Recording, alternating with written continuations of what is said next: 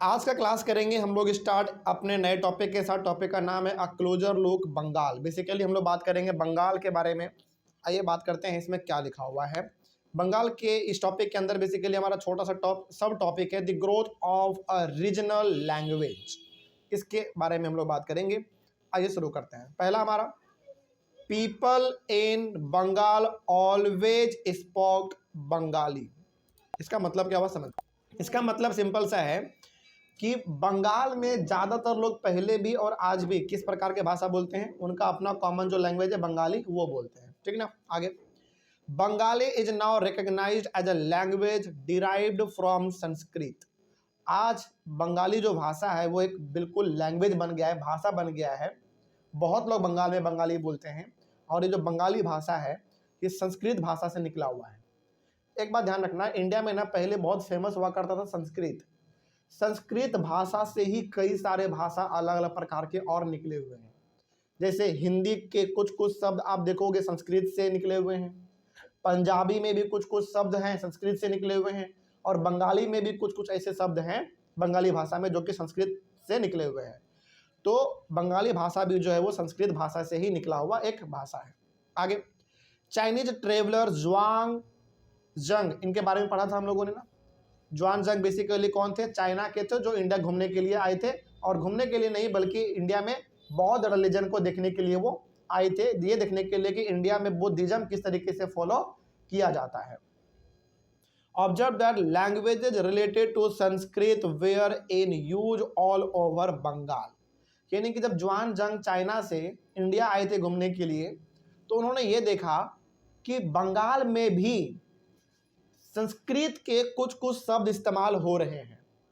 वहीं से उन्होंने देखा कि यही जो संस्कृत के कुछ कुछ शब्द बंगाल में बोले जा रहे हैं और वही आज हम लोग देखते हैं वो कौन सा भाषा बन गया, हमारा बंगाली भाषा बन गया। कौन सा भाषा बन गया, बंगाली। वही बात यहाँ पे लिखा हुआ था कि Chinese traveller Xuanzang observe that languages related to Sanskrit were in use all over Bengal. यानी कि पूरे बंगाल में संस्कृत के कुछ कुछ शब्द बोले जाते थे उस समय पे।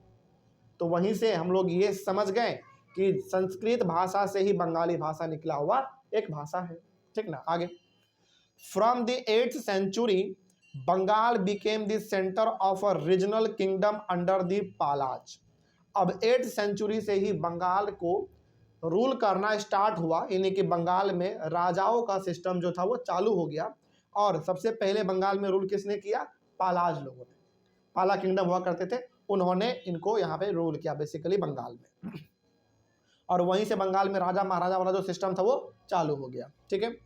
Between the 14th and 16th century Bengal was ruled by sultans. 14th और 16th सेंचुरी के बीच तक यदि हम लोग देखें, 14th और 15th सेंचुरी लगभग आप कह सकते हो 2 साल के आसपास, लगभग मोटा मोटी 200 साल, 200 साल तक लगभग बंगाल में रूल कौन किया है, सुल्तान ने। और सुल्तान का मतलब बेसिकली आप कह सकते हो मुगल राजा। कौन, मुगल राजा, मुस्लिम राजा, उनको सुल्तान कहा जाता था उस समय पे। In 1586 when Akbar conquered Bengal it formed the nucleus of Bengal subah. Basically कहने का मतलब ये है कि जब, इस लाइन का मतलब ये हो गया कि 1586 में अकबर ने जब बंगाल को अपने कब्जे में किया तो अकबर ने बंगाल को पूरी तरीके से बदल के रख दिया। पूरी तरीके से उन्होंने बदल के रख दिया, पूरी तरीके से। आगे ऐसा माना भी जाता है कि बंगाल को सबसे ज़्यादा बदलने में, बंगाल को सबसे ज़्यादा चेंज करने में यदि किसी का हाथ है तो वो अकबर का हाथ है, क्योंकि अकबर बहुत महान राजा थे और उन्होंने बंगाल को अपने हिसाब से चेंज किया था। मतलब वो खुद डिसाइड करते थे कि बंगाल में क्या होगा और क्या नहीं होगा, अपने हिसाब से वो सिस्टम पूरा अपना बंगाल में चलाते थे।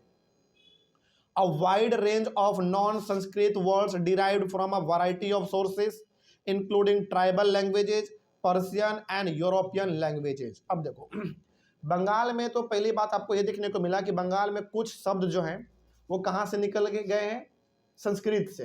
यानी कि कुछ संस्कृत के शब्द बंगाली में इस्तेमाल होने लगे थे उस समय पे हमने देखा, और कुछ कुछ ऐसे भी शब्द थे बंगाल में बोलने जाने वाले जो कि संस्कृत के नहीं थे।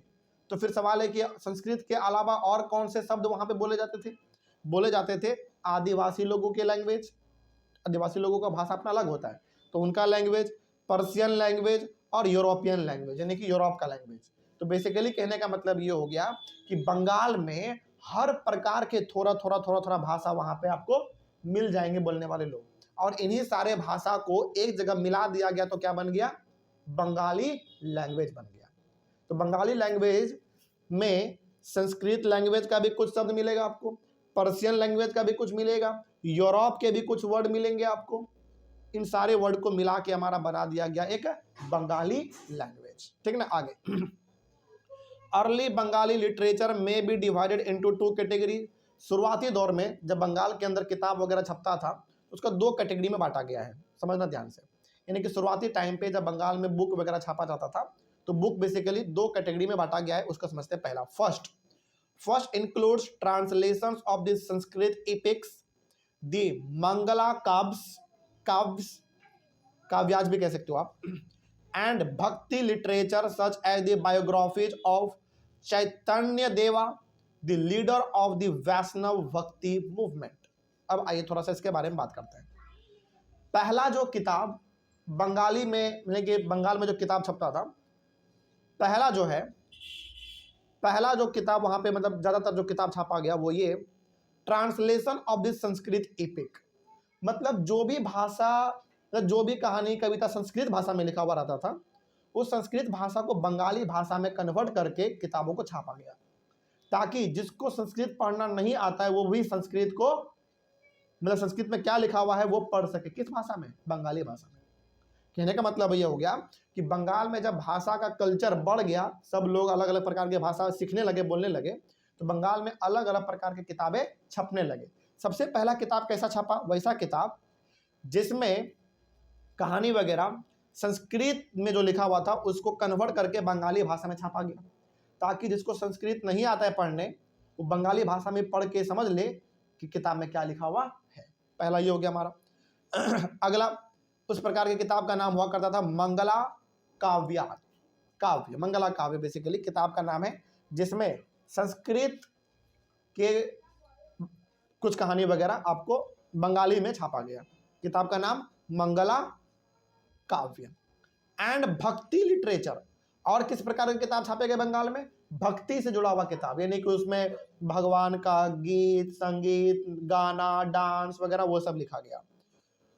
जैसे चैतन्य देवा, एक हमारे यहाँ पे एक व्यक्ति हैं, एक नाम है आदमी का, चैतन्य देवा। ये बहुत बड़े साधु थे, एक तरीके से बहुत ज़्यादा ये भगवान को मानते थे। इनके बारे में भी किताब लिखा गया है क्योंकि इन्होंने बहुत ज़्यादा भक्ति के ऊपर काम किया था, यानी कि लोगों को घूम घूम के भगवान के बारे में बताते थे। मतलब ये बहुत बड़े साधु संत थे, बेसिकली भगवान को मानते थे। The leader of the Vaishnava bhakti movement, यानी कि ये बेसिकली किस देवता को मानते थे, वैष्णव। और याद कीजिए वैष्णव किसको कहा जाता था, हम लोगों ने पढ़ा था, वैष्णव कहा जाता था जो विष्णु जी को मानते थे उनको। याद आया, विष्णु जी को या फिर शिव जी को, विष्णु जी को, ठीक है, विष्णु जी। और नहीं, वैष्णव कहा जाता था शिव जी के भक्त को और अलवर कहा जाता था विष्णु जी के भक्त को। Sorry my mistake. Vaishnav basically ये जो चैतन्य देवा थे ये शिव जी के बहुत बड़े भक्त थे, ठीक ना। इसीलिए इनके ऊपर एक किताब लिखा गया था जिसमें जब लोग इनके किताबों को पढ़ते थे तो लोग ये समझते थे कि भगवान का पूजा किस तरीके से करना होता है, क्योंकि ये तो बहुत बड़े शिव जी के भक्त थे ना, तो अपने किताब में ही बताते थे लोगों को कैसे पूजा पाठ करना होता है। आगे और किस प्रकार की किताब छपते थे, तो हमारा पहला हो गया second. The second includes Nath literature such as the songs of Maynamati and Gopi Chandra, यानी कि बेसिकली यहाँ पे दो व्यक्ति हैं, मैनामती और गोपी चंद्र। ये दोनों व्यक्ति बहुत ज़्यादा गाना वगैरह गाते थे, कविता वगैरह लिखते थे। इनके कविताओं के, गाने के भी किताब छापे गए ताकि लोग इनके गानों को, किताबों को पढ़ सके। देखो बेसिकली कहने का मतलब है ना कि उस समय पे बंगाल में जो चीज़ फेमस था उसी का किताब छापा गया ताकि ज़्यादातर लोग किताबों को पढ़ सके, है ना, ज्ञान को प्राप्त कर सके। And stories concerning the worship of Dharma Thakur, fairy tales, folk tales and ballads. Dharma Thakur basically वहाँ के लोकल गॉड हैं, वहाँ के देवी देवता के तरीके से आप कह सकते हो। वहाँ के देवी देवता के ऊपर जो किताब वगैरह होता होगा वो भी उन लोगों ने छापा। फेरी टेल, छोटे मोटे कहानी, कविताएं, पुराने वाले, ये सब भी छापे गए। तो ओवरऑल कह सकते हो आप ये कि बंगाल में उस समय पे जो कुछ भी फेमस था वो सब वहाँ पे छापा गया। तो ये हो गया हमारा बंगाल के बारे में पूरा कहानी। अगला है हमारा पीर्स एंड टेम्पल्स, तो इसको हम लोग अपने अगले क्लास में करते हैं। तब तक के लिए थैंक यू वेरी मच।